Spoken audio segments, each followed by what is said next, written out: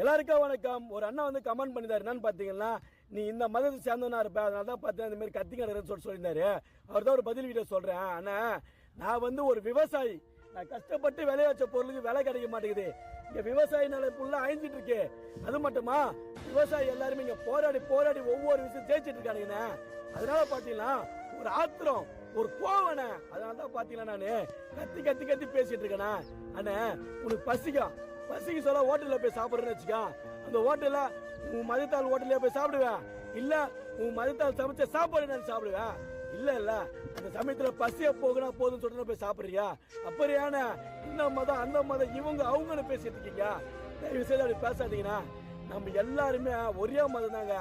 இந்தியன்னு சொல்லிட்டு ஒரே ஒரு மதத்தோட தான் வாழணும்.